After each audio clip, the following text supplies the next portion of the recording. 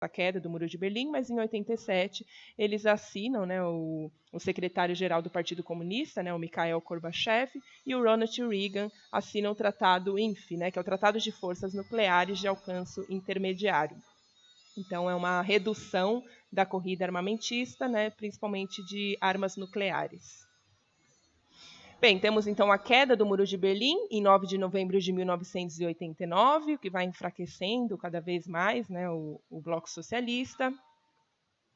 E aí, enfim, temos a desintegração do Bloco Socialista, e aí passa desse bloco, né, passa de novo a ter várias nações, né, várias nações começam a ficar independentes da União Soviética. Então, em 1991, e aí, como consequência, nós temos o fortalecimento dos Estados Unidos. Então, os Estados Unidos sai com a sua influência e a sua hegemonia bastante forte depois da Guerra Fria. Bem, e quais foram os principais motivos do fim da União Soviética? O aparelhamento do Estado para privilégios de poucos. Então, vamos lembrar lá, né, da aula que a gente teve sobre pensamentos políticos. Então, o socialismo, né, ele colocaria o povo, né, no poder, né, pelos seus representantes, colocaria os representantes do povo no poder, e aí o Estado iria organizar a sociedade, né, para distribuir os meios de produção, para fazer uma sociedade justa, para depois, né, conseguir tirar a figura do Estado. Então não seria mais necessário o Estado, quando a população já estivesse madura, né, suficiente nas ideias socialistas, e aí, enfim, teríamos a sociedade perfeita, né, a sociedade utópica pensada, alcançaríamos a utopia. Não foi o que aconteceu, né, na União Soviética. Então, quando a gente fala em aparelhamento do Estado, é utilizar o Estado, né, para algum fim. No caso aqui, foi para o objetivo, né, de ter privilégios para poucos, né, para uma elite ali, para uma minoria, que eram, né, quem estava governando e os seus aliados, né, os seus compadres. Né? Então, era uma forma de governar que não via ali a coletividade, como a teoria falava, mas apenas com o objetivo de se manter no poder e de ter privilégios, né, e riqueza para si, né, para os membros ali do governo e para os seus aliados, né, enfim.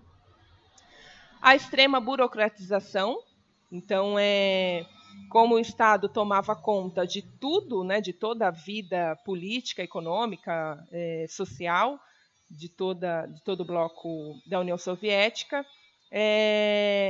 os processos eles foram ficando cada vez mais difíceis. Então, para tudo, né, tinha que ter uma demora, tinha que fazer uma solicitação. Então, uma empresa ela queria produzir, sei lá, computadores. Então, ela tinha que mandar uma solicitação para o superior imediato, né, ali de quem cuidava ali da região. Depois eles mandavam para a hierarquia mais alta, enfim, até chegar lá na alta patente para decidir se aquela fábrica poderia produzir quais computadores, quantos, para onde seriam destinados esse computador. Enfim, essa burocratização foi enfraquecendo cada vez mais a indústria e a economia, né, de um modo geral, da União Soviética. A corrupção, né, então, como foi feito o aparelhamento do Estado, então a corrupção, ela não só, né, ali da cúpula do governo, né, do alto escalão, mas foi entrando na cultura geral da população. Então, a corrupção começou a se espalhar como um vírus, né, já que a gente está aí na pandemia, vamos usar essa analogia, como um vírus entre os membros da população. Então, em todas as escalas hierárquicas, buscava-se essa ideia de ter privilégios, né, de pensar ali primeiramente no seu particular e desviar dinheiro e, enfim, né, com todos os danos aí que esse modo, né, de gerir traz.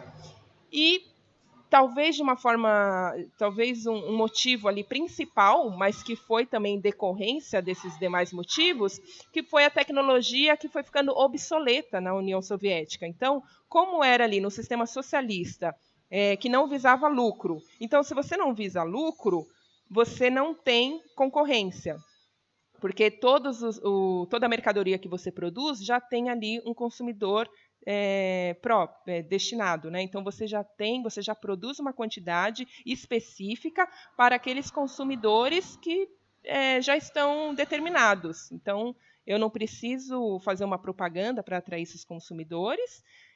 Eu não preciso concorrer com as outras empresas, porque eu já tenho o destino certo da minha mercadoria. Então, se você não tem concorrência, você não tem um investimento em ter um diferencial. E o diferencial, né, na economia capitalista é justamente investimento em tecnologia, investimento no processo de fazer uma mercadoria de uma forma mais rápida, com um produto melhor, enfim.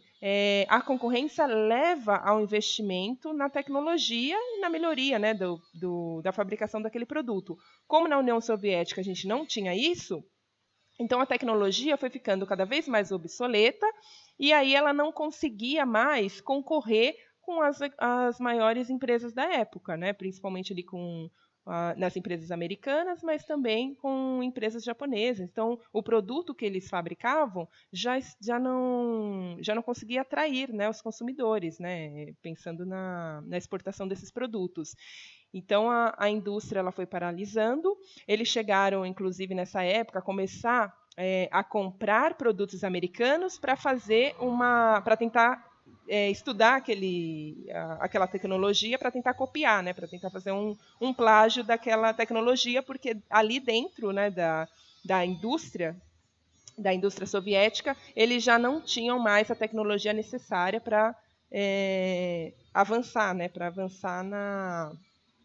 e produzir uma mercadoria com valor agregado, né, que fosse maior, que fosse melhor, que fosse feito de uma maneira mais rápida e que conseguisse alcançar o mercado externo. Então, esse foi o principal motivo, mas que foi graças ao aparelhamento do Estado, à burocratização e à corrupção que aconteceu no bloco socialista. Então, infelizmente, né, a gente vai falar agora, né, da teoria e da prática. Infelizmente, essa utopia que seria alcançada, ela não pôde, né, acontecer justamente porque uma elite se apropriou do Estado, não viu uma forma, né, de socializar, não viu isso como um princípio, né, em seu governo, então criou-se ali uma casta em benefício próprio, né, para gerir ali o governo em benefício próprio, e isso levou à quase falência da indústria da União Soviética. Eu vou ler aqui um trechinho, né, de um autor, o Manuel Castells, de 1999, que ele fala sobre a desintegração, né, da União Soviética e do perigo que há quando a gente coloca uma teoria pensada, né, então aqui eu penso como seria uma sociedade perfeita e eu tento colocar na prática, né, como eu falei lá no vídeo anterior, né, de pensamento político. E aí eu tento colocar ela em prática numa sociedade, e a sociedade ela possui seres humanos distintos, imprevisíveis, então a gente não pode pegar uma teoria que eu pensei e achar que ela vai dar certo ali em pessoas que pensam diferentes de mim, que agem de modos diferentes. Isso só levaria ao horror, né? O que foi o caso da União Soviética, o que foi o caso do nazismo ali na Alemanha, o que foi o caso das ditaduras militares aqui no Brasil, na América Latina, né, nesse período. Então, toda vez que eu tento levar uma teoria a ferro e fogo, né, dentro de uma sociedade, só pode resultar na perseguição, na morte das pessoas, porque não tem como eu obrigar as pessoas a agir do modo que eu pensei. Então, não tem como eu colocar a minha teoria dentro de uma sociedade e achar que tudo vai ser harmônico. Não, eu vou começar a perseguir as pessoas que estão pensando contra, vou fazer prisões arbitrárias, enfim, eu vou ler esse trechinho aqui para vocês.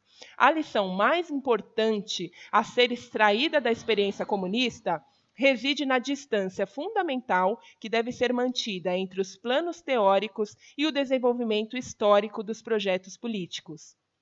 Em poucas palavras, todas as utopias levam ao terror se houver uma tentativa realmente séria de concretizá-las.